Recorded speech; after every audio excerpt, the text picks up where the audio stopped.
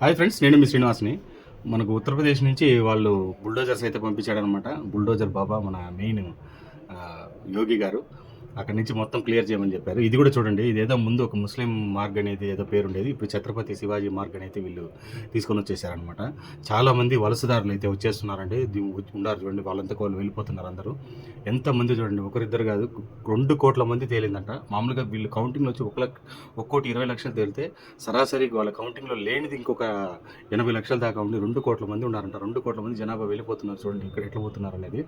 2 కోట్ల మంది అంటే ఖచ్చితంగా ఇద్దరు ముగ్గురు ఎమ్మెల్యేలని వాళ్ళు ఈజీగా ఫామ్ చేసేయచ్చు. అలాంటి పరిస్థితి అనమాట. అంతమంది ఉన్నారు చూడండి వాళ్ళంతా. అసలు కొంతమంది అయితే టీచర్స్ అండి, స్కూల్లో టీచర్స్. టీచర్ పేరు ఒకటి ఉంది అక్కడ రాసిన లిస్టులో, టీచర్ పేరు ఒకటి ఉంది, కానీ ఉద్యోగం ఒకతం చేస్తున్నాడు. ఏమని అడిగితే అతను మా అన్న.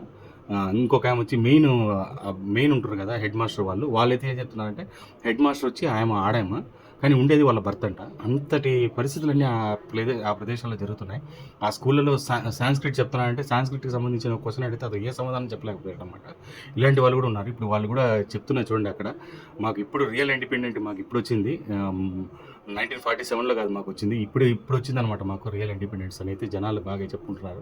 ఇది చూస్తే మీరు బస్టిన్ బజార్ రాసిన వాళ్ళు దుర్గా మందిర్ అనమాట. ఇప్పుడు ఇన్ని రోజుల తర్వాత వీళ్ళు దీన్ని అయితే ఓపెన్ చేశారని చెప్పొచ్చు, దగ్గర 15 సంవత్సరాల తర్వాత. అంటే సంవత్సరానికి ఒకసారి 2 సార్లు ఓపెన్ చేసేసి క్లోజ్ చేసేవాళ్ళంట. ఇది ఓన్లీ గుడి కాదండి, కానీ ప్రార్థనా మందిరం అనమాట. వీళ్ళు దీన్ని బాగా రెడీ చేసుకున్నారు. ఇప్పుడు చూడండి ఇక్కడ ప్రార్థనా మందిరం.